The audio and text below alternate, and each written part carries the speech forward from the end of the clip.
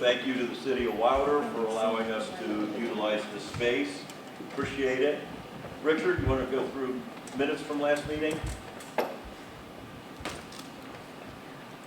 On April 14th, we met at the New Riff Distillery. 56 people were present. President Steve Battistone opened the meeting and welcomed everyone at 7:03. I read the minutes from the previous meeting.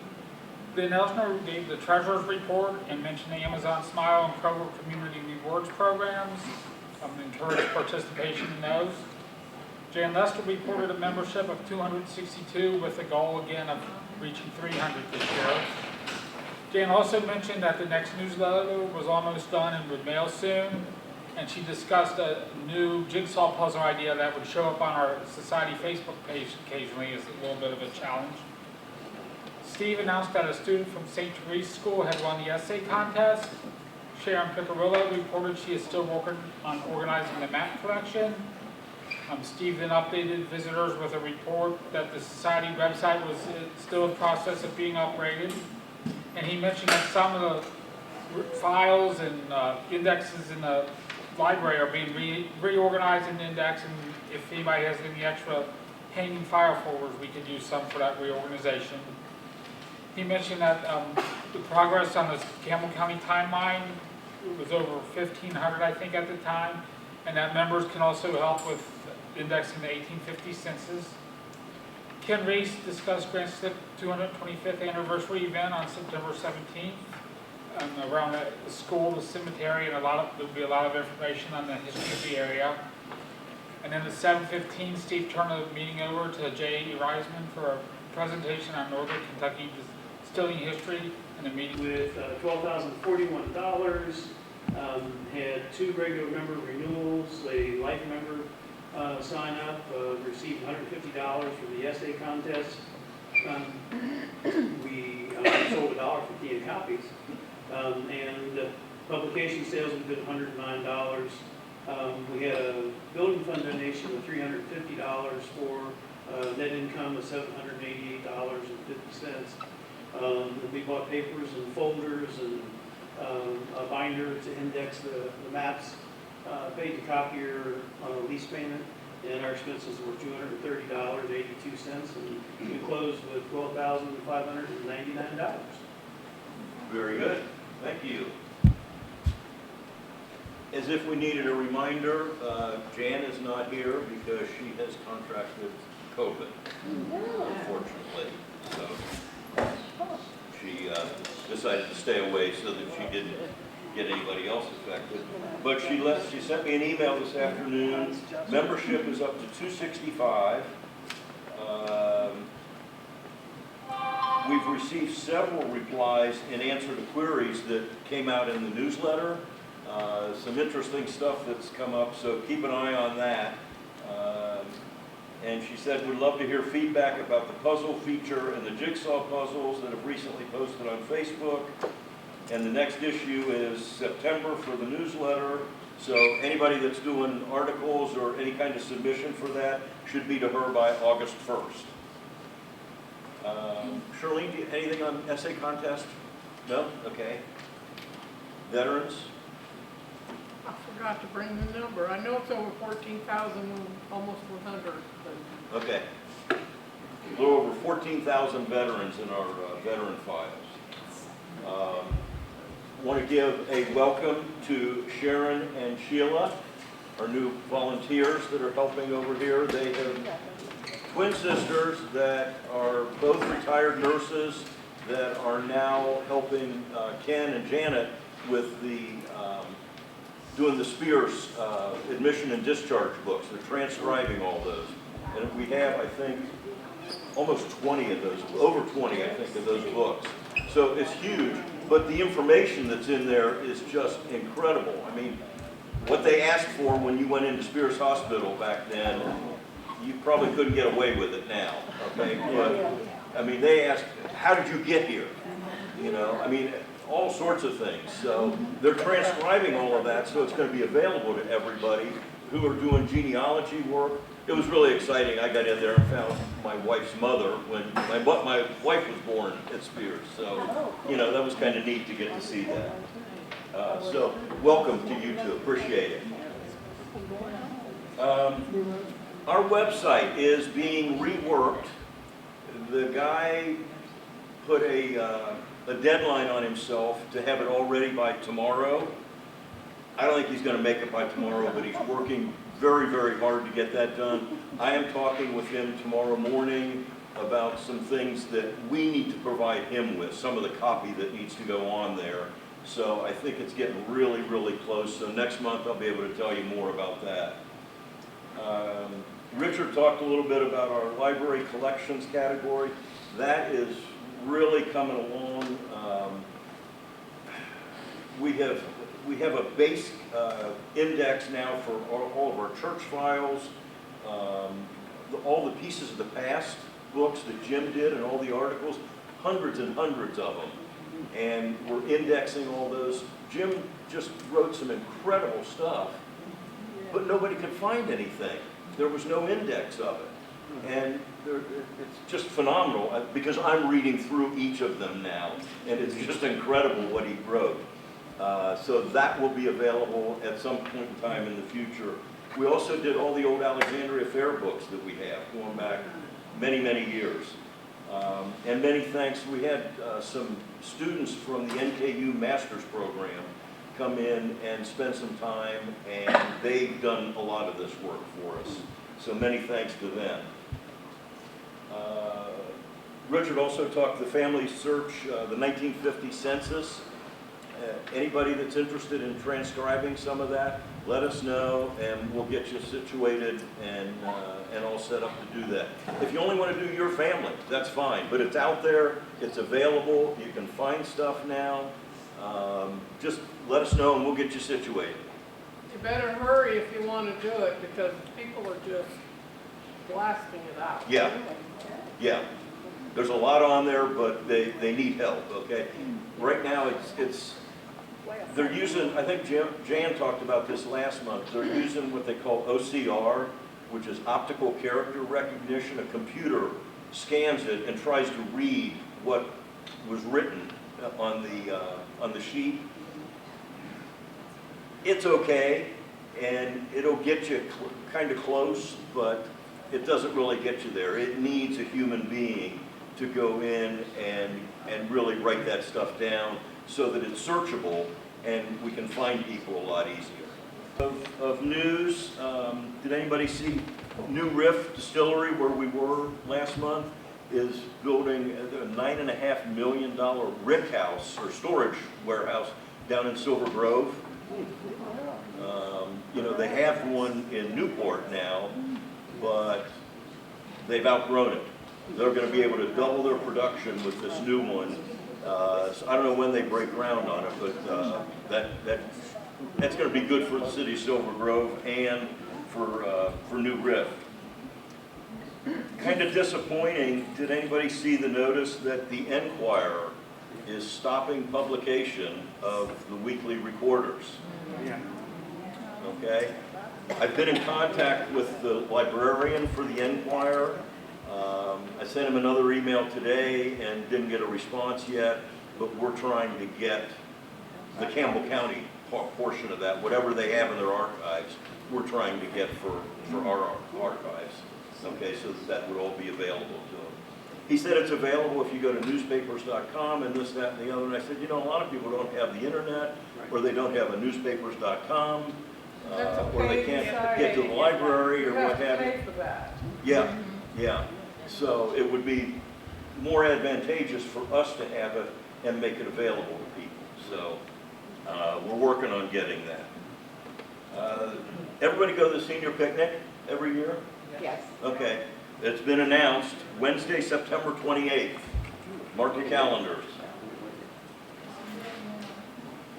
And had an email from the Boone County Public Library. And this was kind of exciting. They are attempting to build the Borderlands Archive and History Center. That's a mouthful. Almost like Campbell County Historical and Genealogical Society. But they're putting together a collaboration, as Bridget said, a collaborative effort between the library, the Boone County Fiscal Court, the county clerk office, and the circuit clerk office, and it will consolidate historical county records as well as accept community donations and provide regional research and programming for the greater Ohio Valley community. Anybody that's doing anything to save public history, I'm in favor of, and so we sent a letter of support over to them. They're applying for a grant to help pay for all this because all of this stuff costs money. But we're very much in support of them doing that. And since I mentioned Bridget's name, everybody's here for a presentation tonight on Mary Ingles. Everybody know the story of Mary Ingles? You're probably going to learn more about it tonight. So I want to introduce Bridget Stricker, who is with the Boone County Public Library, and Patty Hans, who is an actual descendant of Mary Draper Ingles. And so Bridget's going to open and tell us a little of the history of that, and then, like Patty said, she's the Paul Harvey part of this. She's going to tell us the rest of the story. Okay? So with that, let me turn it over to Bridget. Great, thank you. Hi, everyone. Can you hear me in the back? Yes. I bet you can. I've got a big mouth. Here we go. I sit here and I'll turn this for you. Okay. Oh, you're clicking for me. Yeah. Great, perfect. Thank you for inviting me today. I appreciate the invite. I'm happy to be here. It's good to see everyone's faces. So you've heard of Mary Draper Ingles. How many of you have heard of her journey? A few of you, so that's good. So maybe I won't tell you anything. Maybe you won't know. So who was she? Well, she was born in Philadelphia to George and Eleanor Draper in 1732. By the time she was 18 years old, she was married to William Ingles. So she was young, she was 18. And they settled with the extended family in Draper's Meadows. So it was named after her father's family, and in Augusta County, Virginia. They had several children, including two who were Thomas and George, who were captured with her. And son John Ingles wrote a manuscript of his mother's journey in 1824. And so we know about her journey based on his manuscript that he wrote. Which, the little blue book. Oh, yep, that way. This is the thing. Patty has it. So I would, if I were you, I would take an opportunity to look at it. Now, is it also available online? It used to be available to purchase, and I don't know if you can anymore or not. So we'll have to see.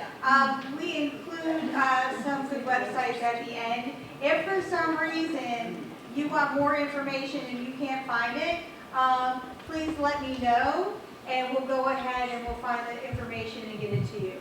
Either through Steve or something like that, we can get you the information. So she was young. She was really young. And so that is the statue of her that is at the main library in Burlington. Have you all been to the main library in Burlington? No. Some of you, yeah, some of you have. So that statue up there is, and I think Patty's going to talk more about the statue. That's okay. But that is a likeness of what they think she actually looked like. So if you come to the main library, you'll be able to see that and know the story. So please, the next slide. So the colonial conflict. So what was going on at the time? Why were they captured? What was that whole regional thing that was going on? Well, there was the French and Indian War. Okay? So you had a lot of conflict between the British, the French, and the Native American tribes. And it was a dangerous place to be away from the settlements in the east, right? So settling in some place like Draper's Meadows, right, was a risk. They were taking their lives into their own hands just by being out there. And of course, 1755, Campbell County was formed in 1794. So you're talking of less than 40 years before the founding of this county, okay? This whole area was extremely hostile. And we're all Virginia. So we talk about the Braddock expedition on the 9th of July, 1755, the British incursion defeated by the French and Native American warriors. And then there were contested settlements between the British and the French, right? So this whole area was contested, and there were a lot of captives. It wasn't just Mary at that time. There were other well-known captives. So there was Mary Rowlandson, okay? She was captured in 1675. Hannah Dustin, captured in 1697. Mary Harris, captured in 1704. Elizabeth Hanson, captured in 1724. Catherine Gouger, captured in 1744. Susanna Johnson, captured in 1754, so that is right before Mary Ingles. Mary Jemison, have you guys heard of Mary Jemison? Right, there's books about her. And she was captured around 1855, and then, of course, or 1755, and then Mary Ingles, captured in 1755. What is it about all those captives? One, there were women. A lot of them were young women that were living on the borders. You had some significant situations going on where you had hostilities going in a contested territory. Okay? If you look at the current situation, in Ukraine right now. You have two hostile governments fighting each other, but then you have civilians who are getting harmed, right? You have women and children who are getting harmed currently. So it's a very similar situation where the women and children who are living in hostile territory, they're easy targets, right? For capture and in some cases abuse. So think of it that way, from that perspective, and how you have a group of people who are trying to make a life for themselves and aren't necessarily in conflict with either side, but they're kind of getting in the middle, right? There was issues in what became Pittsburgh. There were heated battles out that way, and you have retaliation against civilians for the death of soldiers and Native American Shawnee warriors. So there were brave women who lived in that area, brave women and children, and the settlements that they became, but there were a lot of casualties. And so Mary Draper Ingles became one of those, and her children became some of those casualties. Yes? Did any of these women get home besides Mary? Some of them did. So, okay, so we're going to unpack this a little bit early. So here's the thing.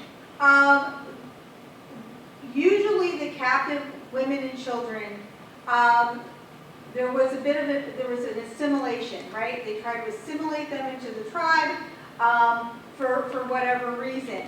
And in some cases, the women accepted their fate. Now let's be really honest. Women back in 1755 didn't have a whole lot of control over their lives. Okay? They went from their fathers to their husbands. And if they had young children and their husband died, they needed to find another husband. Right? They had to care for the children whatever way they could. So in that reality, you're not sure you're ever going to see your husband again, okay? You're taken hundreds of miles in some cases away from your family and your support. And your children from that past life are also taken as well. Some women chose to allow themselves to be brought into the native tribes, into the villages, where they would be a wife or some sort of situation where they would have their children taken care of, not thinking that maybe that they would be able to get home. There were some women who did escape and were able to get home. There were other women who assimilated and accepted their fate because they always had to accept their fate, right? It always is what it is, and you make the best of what you got. They became a part of that tribe, and then later on, their white family tried to get them back, and they didn't want to go. You know, you have young girls who were captured, who there are stories, and they're tragic stories of later on down the road, the families are discovered as being a white woman living amongst a Native American tribe. They've had a husband, they've had children, they may have grandchildren. And then the white army takes them back to civilization where they no longer speak the language, they no longer have living relatives, they're taken away from their children and grandchildren, and they're expected to re-assimilate into a culture that they may barely remember because they were taken at 3, 4, 5 years old. It was a tough situation, and there were tough choices that women had to make. And there was really no right answer. You know, we've talked in the past about the fact that, you know, Mary lived with the scars of what her life was like during her capture. She had experiences that she probably didn't want to talk about with anybody. Right? And so the fact that she was able to make it home and she was brave enough to make a life for herself, right? And she took agency in saying, no, I'm not going to stay a part of this. I'm not going to stay captured. Even if I die, I'm going to try to get home. Right? That's the choice she made. That same choice took her away from her small children. There is no winning for her. There was no winning for any of these women. Okay. Ready? Yes. Okay, so this is a little bit of an excerpt from the raid, okay? So this is a military family, a military sort of little blurb about what had happened. It says, 1755, July 30th, Colonel James Patton at North River killed. Casper Barrier at North River killed. Mrs. Draper and one child. So Mrs. Draper was Mary's mother. Killed. North River killed. James Call at North River wounded. Mrs. English, so that's Mary Ingles, okay? And her children at North River, prisoners escaped. Mrs. Draper Jr., so that's her sister-in-law, at North River, prisoner escaped. Henry Leonard at North River, prisoner escaped. So the Shawnee raid occurred during the wheat harvest when many of the men were gone. Okay? William Ingles tried to get back, right? There was a commotion. They tried to get back, and he was very nearly captured. He was chased down and had to hide until the Shawnee left. And so he managed to hide from 2 Shawnee warriors. So it was Mary, her sister-in-law, the 2 children, George and Thomas, Not Betty, it's Betty Draper. Betty, right, Betty Draper was her sister. And then, and there was a gentleman who was also taken prisoner at that time. Okay? And then they were taken north to the Ohio River. So this map here shows the red route is the route that she took as a Shawnee captive, and the blue route is the route she took back home. Okay? So she was captured the 30th of July. Okay, keep that in mind. Okay? It is a very long journey. Okay? May I have the next slide, please? So did you see how long that trip was?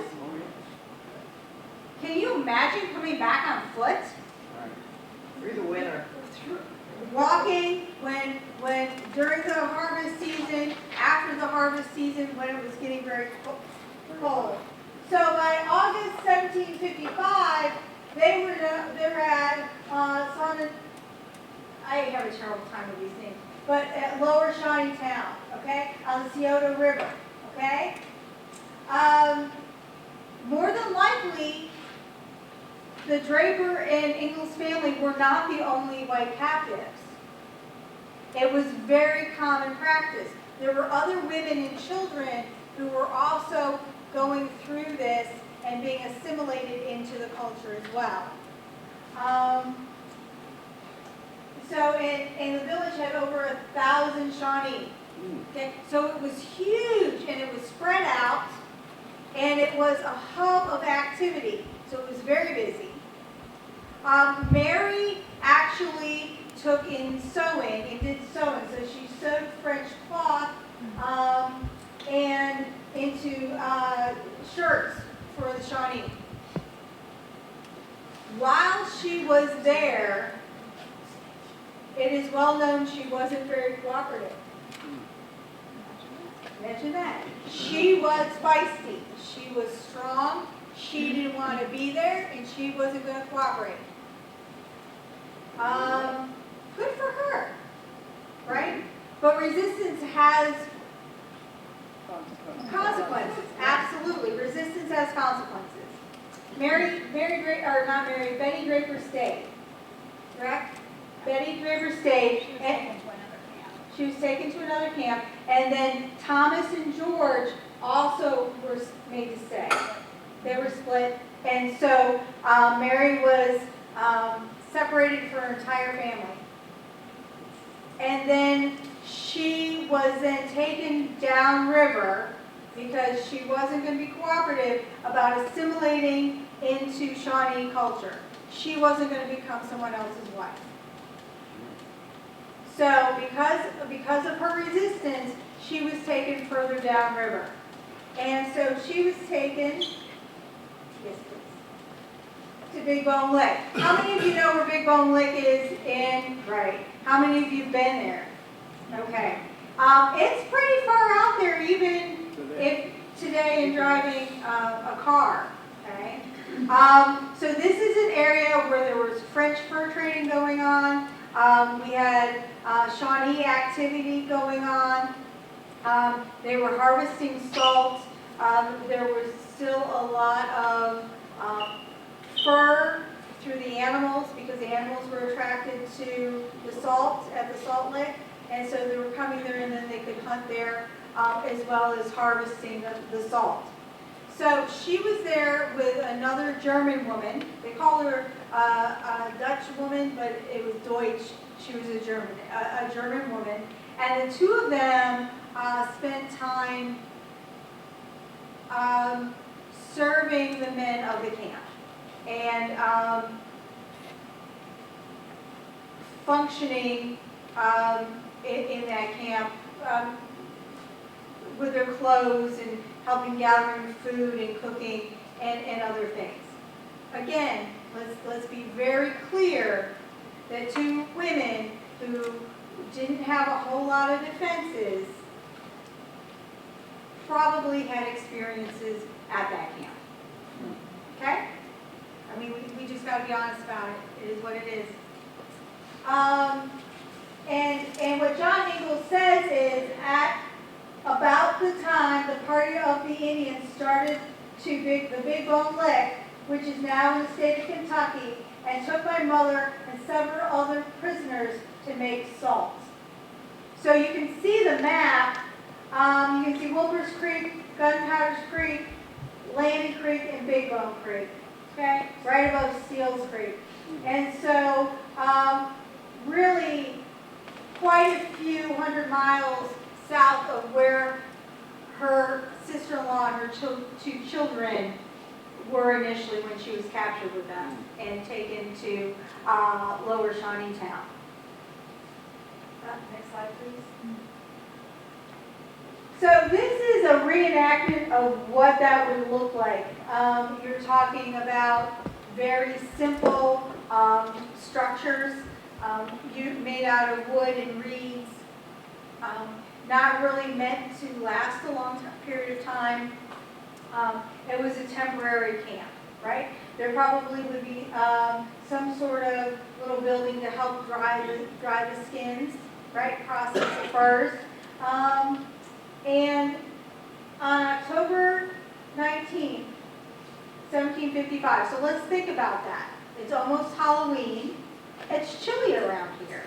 It's pretty cold. Most of the harvest of fruits and nuts and things like that have already happened. There's not a lot of fresh vegetables or roots to harvest at that time. All the foliage is dying back, and it's getting cool at night. She and the German woman, and I'll read this to you. I have frequently heard my mother say that when she left the lick, that she exchanged her tomahawk with one of the 3 Frenchmen who was all setting at one of the large bones that was there, a cracking walnut. So the Frenchmen were cracking their walnuts, eating, and she exchanged her tomahawk with them. At night, the 2 women not returning, the Indians became very uneasy, thinking they had gotten a little off from the camp and were lost, and used every exertion to find them, not mistrusting them off. And when they could not find them, concluded they had perished in the woods or had been killed by some wild beast. It was very dangerous for these 2 women to say, okay, we're done. We're not doing this anymore. We're going to try to get home. And for them, there was a greater sense of safety in running away than staying in that camp. Okay? The motivation to leave, they had a staff, they had like 8 blankets, they had very little goods with them, and they were not dressed for the cold weather, because when they started to leave, it was during the daytime. They basically left with the clothes on their back, a staff which was a digging stick, and very little else. I think there may have been a knife or something with them as well, but I mean, very little. There were wolves, there were wild cats, you had coyotes, you had bear, you had large game animals, you had other men in the woods coming this, you're on the Ohio River, so there was a lot of traffic up and down this river because there was a lot of trade going on amongst the Native American tribes, right? So it was still going to be hard to stay unseen, but they decided that it was going to be worth it. It was worth it to them to try anyway. Okay, so let's talk about the journey. So, did you see on that other map, that blue line that kind of squiggled up and down, up and down, up and down? That was because neither woman could swim. Oh. Ha-ha. Right. So they couldn't just walk along the Ohio River and cross at all the mouths of all those streams. You saw Big Bone, you saw Landing, you saw Gunpowder, you saw Wolfer. Those are wide streams. Okay? It's probably pretty rainy because it gets pretty rainy in the fall, right? So these streams and creeks might be pretty high. They had to ford back up, they had to go back up each creek until they could get to a point where they could safely ford across the creek. But since they had to follow that river, because they knew they came down river, they had to go back up river. So then what they do is, when they forded the creek, they went back up the creek on the other side to be able to get to the Ohio River to keep going. So the Licking River. How easy do you think it would have been for them to cross the Licking River? They had to go back up several miles before they could find a place to ford to be able to do that. Now, she narrates in the narrative, they talk about that there was one night they were able to find some nuts early on, or some dried grapes, but it was very, very late in the season. At one point, they found a cabin that had been abandoned, and I believe that's where they found a horse, that they actually used the horse to try to ford the creeks on and try to ride a little bit. But there was an accident with the horse, and the horse ended up perishing during a river crossing. So, you know, they're walking hundreds of miles. They're cold, they're wet, they have barely any food, right?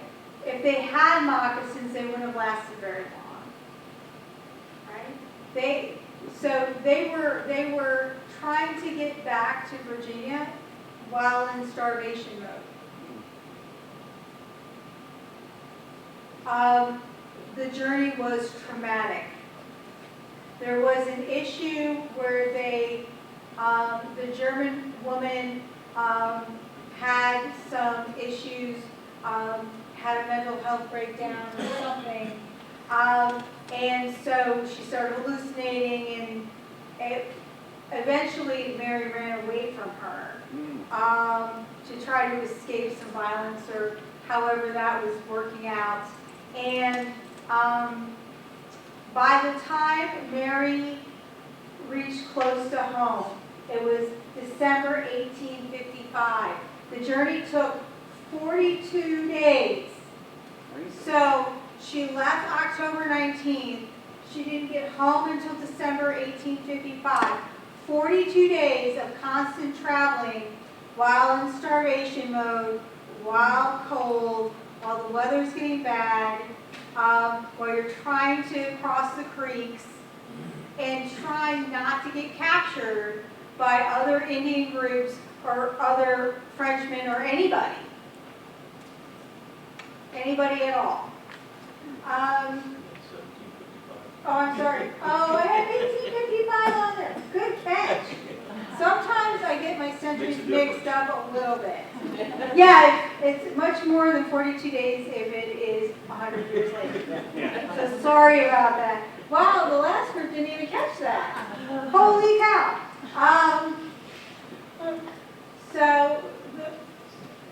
And she was virtually unrecognizable. And she ended up at a cabin of a family friend, and that's how she got there.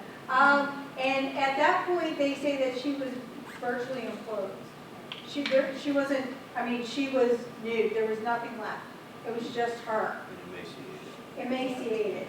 Yes, absolutely. And so the trauma that she suffered while on this journey, so she told her son quite a bit. But do you think she told her son everything? No. I am certain there are some things that she just wanted to keep to herself. So she did. But the family moved for a short time to a fort, but then they moved east of the Blue Ridge Mountains.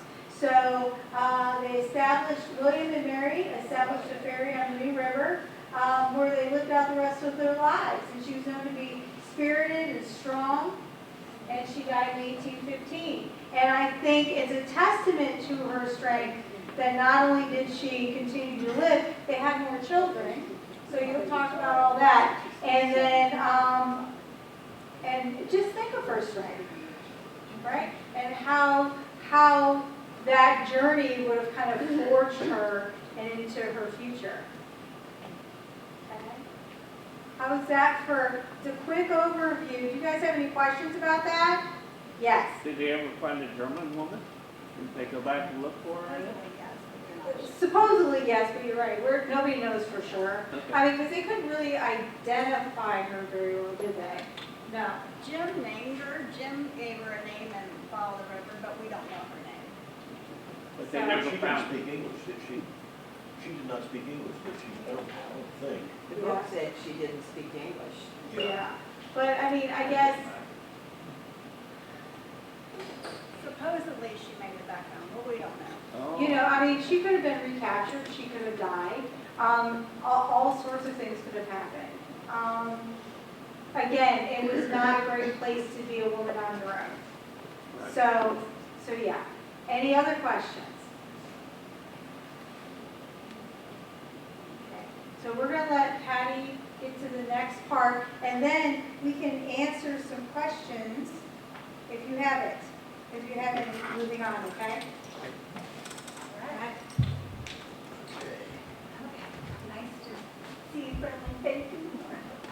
I'm Patty Hans, and as you all heard, I am a direct descendant of Mary Draper Ingles. My mom's maiden name was Ingles, so I grew up hearing Mary's story from my mom, like everybody hears, you know, Goldilocks and the Three Bears or whatever. I heard Mary Ingles, and I did not really think she was the rock star that she is until Jim Tom wrote the book, Follow the River. There are other ways that Mary's story was told, and Bridget alluded to the diary that was found. But one of the oldest ways is in this book. It's called Trans-Allegheny Pioneers. And it's not reader-friendly. It's not divided into any chapters that make sense. It's just whatever was happening that was written down. So Mary is kind of scattered through the book. There's not like a chapter on Mary, but she's scattered and told about what was happening in the French and Indian War and all of that. So I'd like to point this out as probably the oldest edition of Mary's story, but it's not reader-friendly. How old is that book? Any idea? 18-something.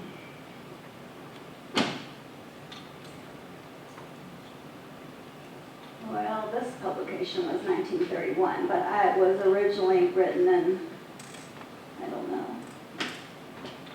1800s. yeah, 1800s. Yeah. This is what Bridget was talking about as the diary, and this is called Escape from Indian Captivity. This was like a journal entry found packed in a trunk in an attic of other Ingles descendants. Can you imagine what a thrill that would have been to open up this trunk and find this? So Mary had 4 other children when she made it back home to Will, and her youngest son, John, is the one who wrote the journal entry. So basically, he told his mom's story. Now, there's always a debate of, was there a baby or was there not a baby? If you read Jim's book, Follow the River, it talked about Mary giving birth on the trail and leaving the baby with a Native American woman at Big Bone, and that's when she walked home because she knew she couldn't take the baby with her, the baby wouldn't live. In this book that John wrote, there's no baby. So the question is, was there a baby? Was there not a baby? You know, did he choose to leave it out because there wasn't one?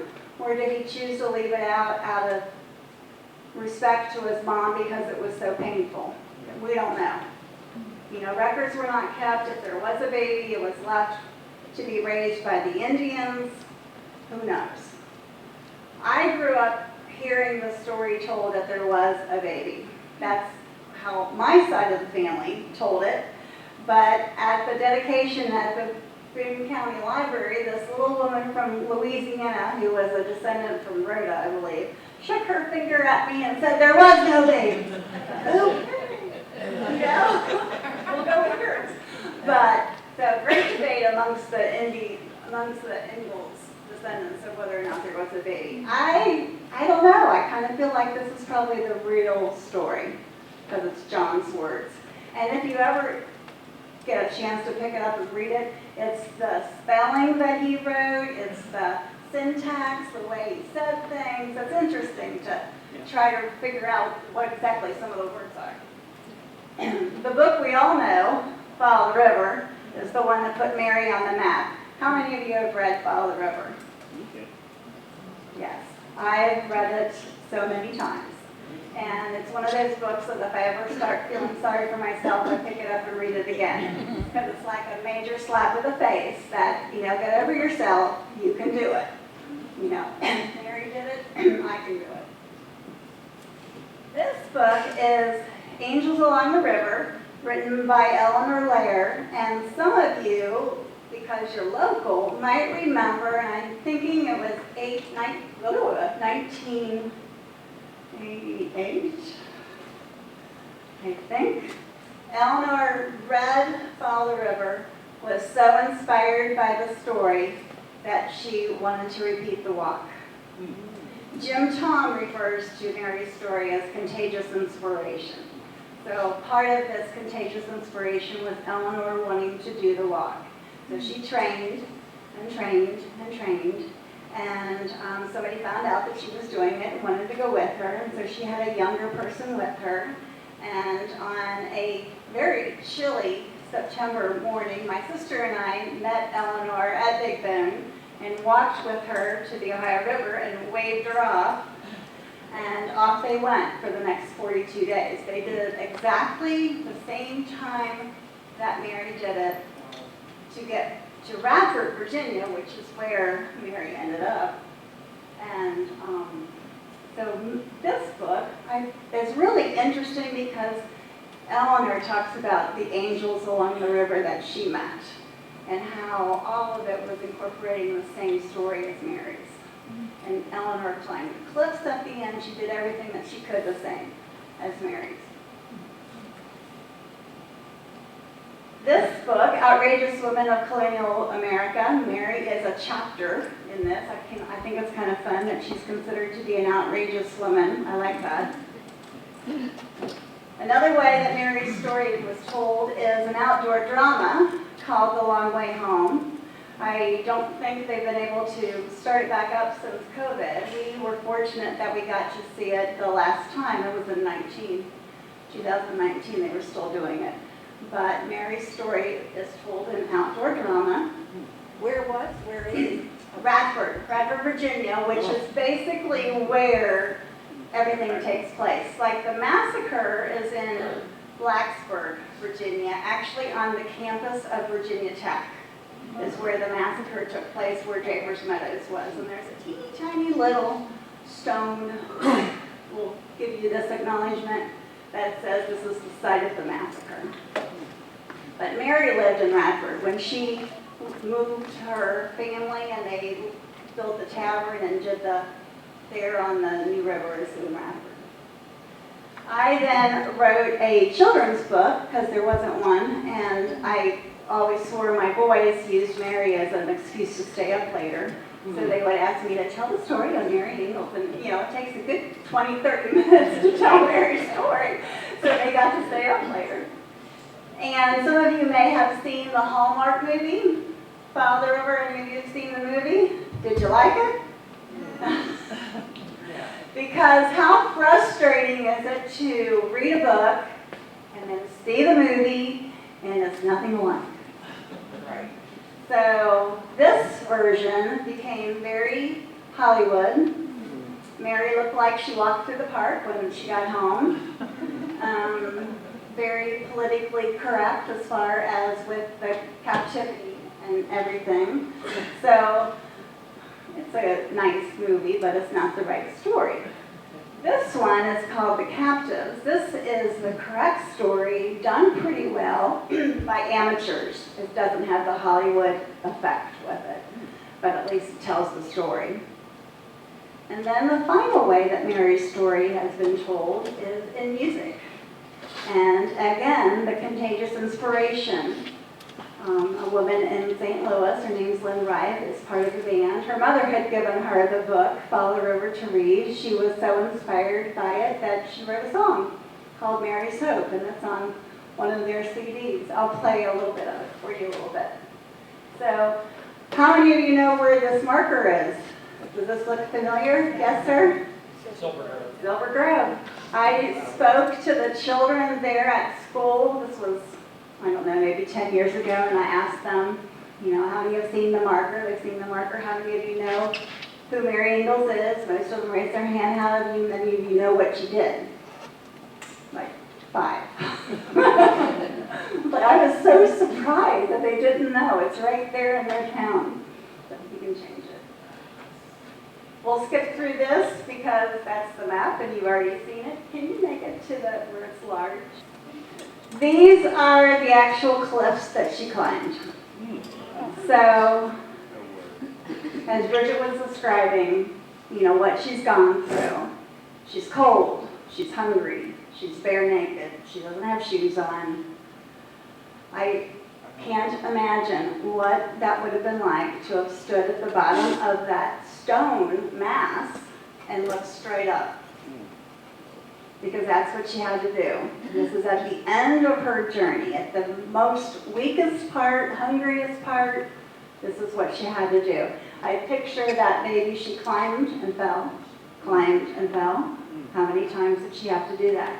But she knew if she could get to the top, Adam Harmon's farm was up at the top, and possibly she could get help there. So she knew she had to get up to the top. So a little side note about this. So I met a group at actually the reunion that we had at Big Bone who had walked like the last 100 miles of Mary's journey. They said that, you know, they were descendants. They wanted to see what it might have felt like. There's a railroad track along this bottom of the cliff now. So they're walking along the railroad track, and this truck comes rumbling along, and he stops. He says, "Oh, I always like to see who's walking and where they're from and what's going on." And she said, "Well, I'm a descendant of Mary Ingles, and we're doing this walk." And he goes, "Oh," he goes, hand up, put his hand out, and he goes, "Well, my name is Jim O'Connell, and I am a descendant of Adam Harmon." So again, Adam Harmon found a Mary Ingles. So I just thought that there's going to be goosebumps. I just thought that's the coolest story. But they did not climb the cliffs. These particular descendants, they walked on. This is Ingleside. This is the home that John built. John, the youngest one. John's the one that wrote the little blue book diary. And you can see the comparisons depending on who was living in the house of my 2 pictures.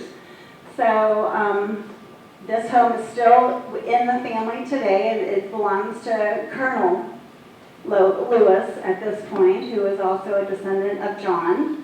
And he inherited the home, Ingleside, and the farm that goes with it. And the farm is a working farm again. So he built this. But John built this home for his mother. And he wanted her to come live there with him. But she would walk to the house and have all of her meals with John and his family. But when it was time to go to bed, she'd walk back down and sleep in her little cabin because that's where she felt safe. She said this big house with all of the windows, she just felt too exposed.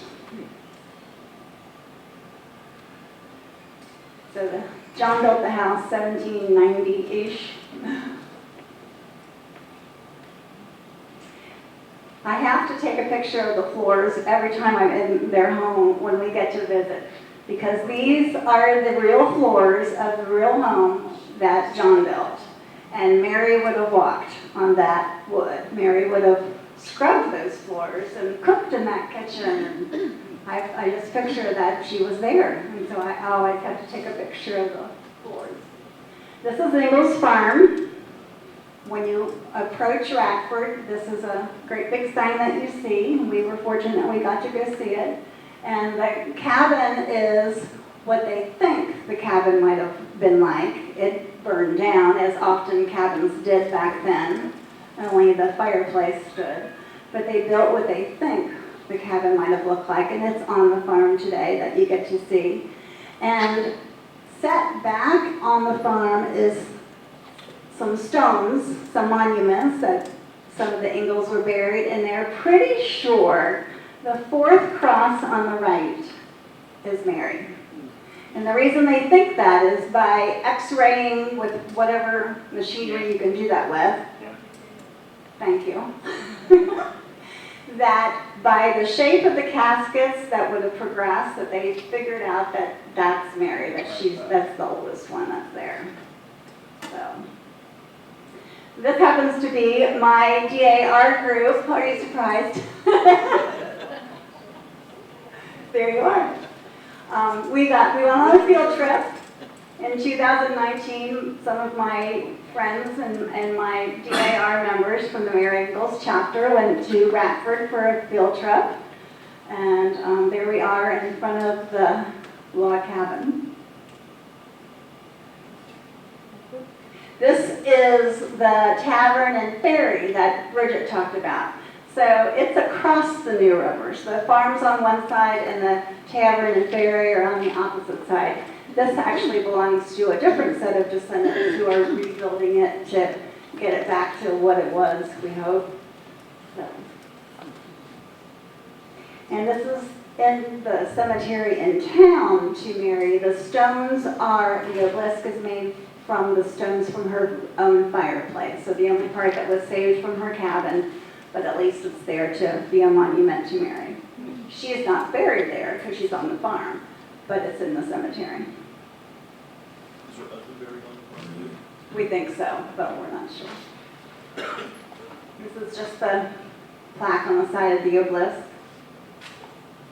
This is my tree. I'm not going to bore you with who everybody is, but it starts up there with Mary and William, and it goes through all the men until it gets down to my mom. And then she was an Ingles, and then me and my family. You can click on by that.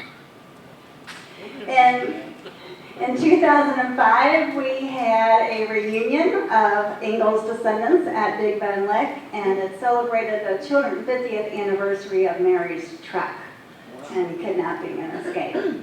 So we gathered, we gathered at Big Bone. This was in the Inquirer. Descendants came from all over the country. It was so fun to hear, what child are you from? What kid are you from? You know, and what stories they were told. And do you believe there was a baby or not? And that was always the question. So this was in the Inquirer after that. So part of what we did at Big Bone was a treaty.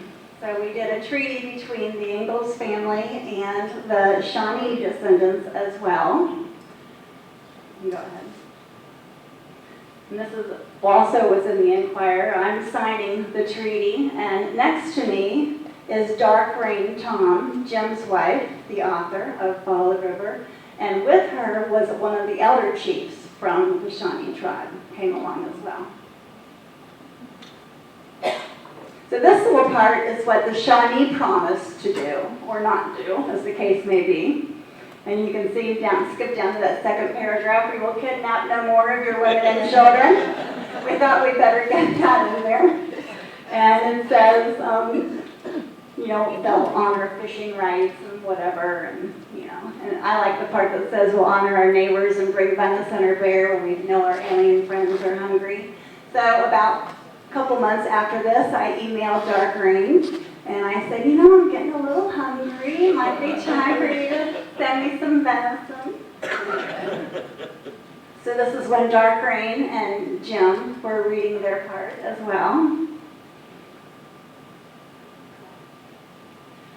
So part of that contagious inspiration I told you about was the songwriter. And if you recognize anything in that picture, it's the barn at Rabbit Hatch.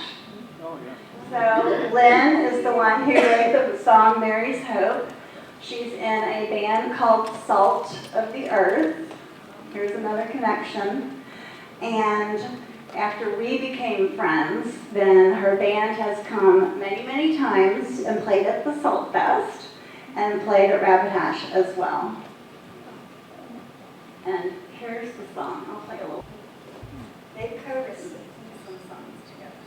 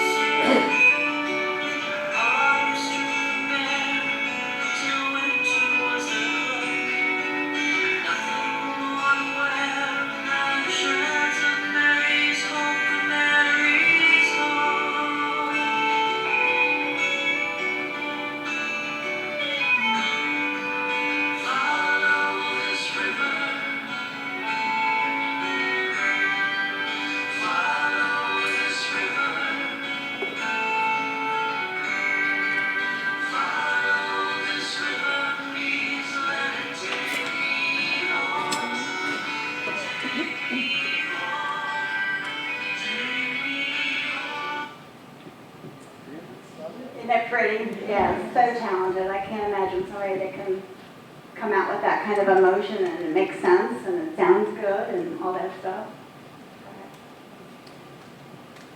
So this happens to be one of my personal favorites. This is Jim Chom, the author of Follow the River, and he and I are frequently together doing Mary Ingles things, and I'm fortunate to say that we've become good friends, and he and Dark Rain have stayed with us many times.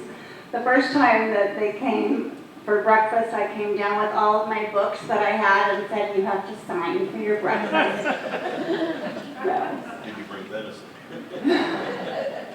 Sausage for breakfast. But, so as you can well imagine, he's a great storyteller.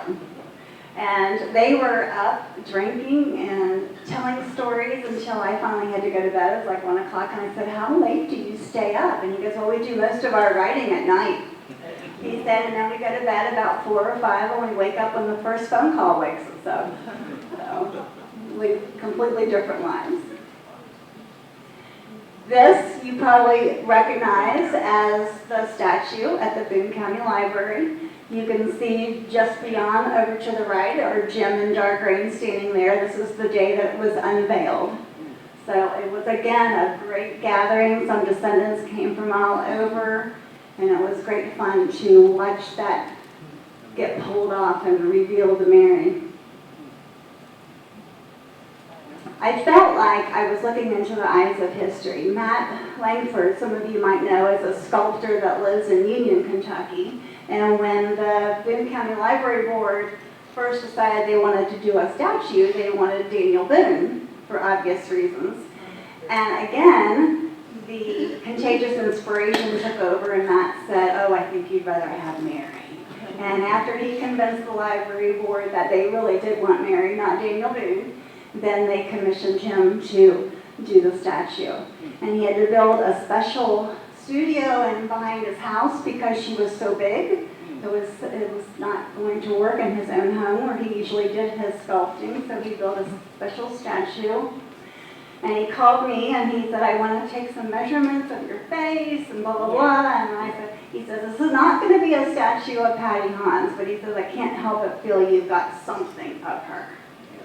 So that's pretty cool too. So Matt is the gentleman in the back, that is the artist.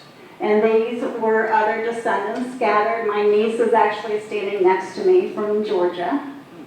And the little lady in front of me, that little tiny lady from Louisiana, is the one that shook her finger. There was no baby. Oh, okay.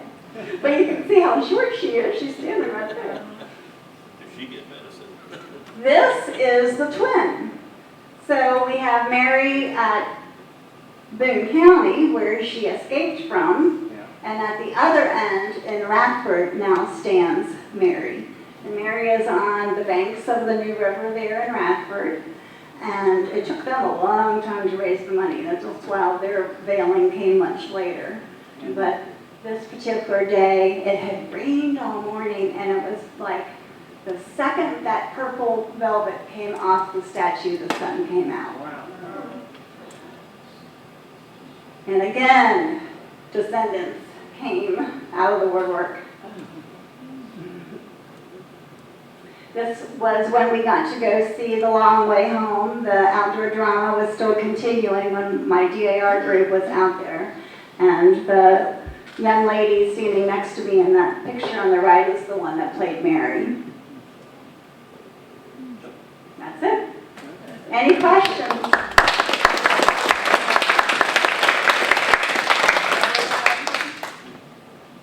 Thank you. I have one question. Mary.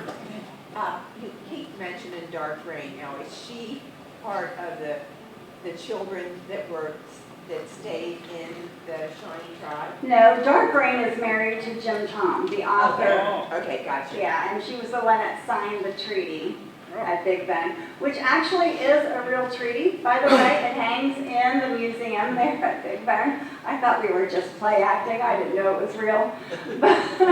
But shortly after that, Dark Rain had emailed me, and she goes, I need 3 copies of our treaty. And I said, okay. And she says, I need one. Capiche needs one. That was the elder chief that was with her. And we need to turn one in at the next meeting of our tribe. Okay.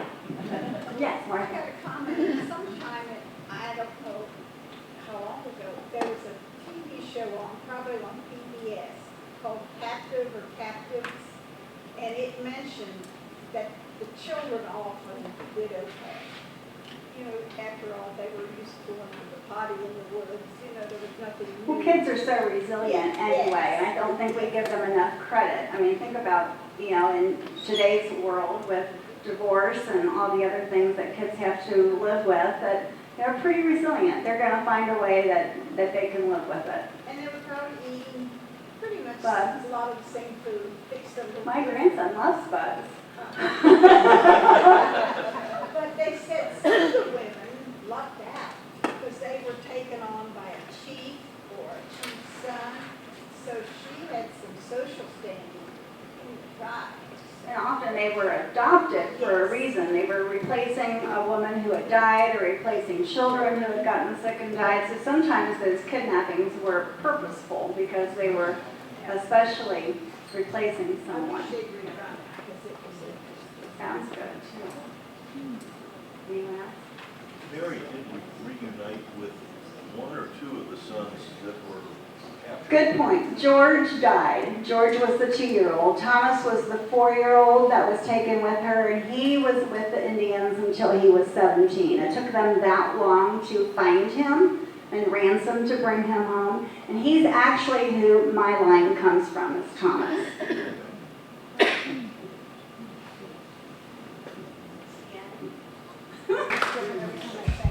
If anybody comes up with questions that you might have for either Bridget or Patty, just let me know, and I have emails for both of them, and I'll get them to them and get you answers to that.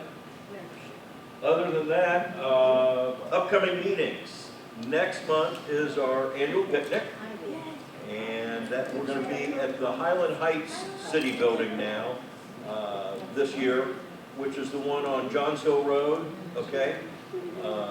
Charlene tells me it's got the biggest shelter there and plenty of picnic tables and all. We're going to provide the meat and the drinks and the utensils and all that kind of stuff. Bring a side dish that you can share with everybody, okay? That's usually the way we work it, and it works out really, really well. And everybody fights as to who has the best side dish, okay? It's an early start time. Because it's a picnic, instead of 7 o'clock, we're going to start at 6 o'clock. Okay, so it is an early start time for next month. And we're also going to have our Volunteer of the Year Award, which we haven't had for the last couple of years because of COVID and no picnic or anything. So we're going to have that again this year. In July, has anybody ever thought about doing metal detecting? Yeah. Huh? Yeah, on the beach.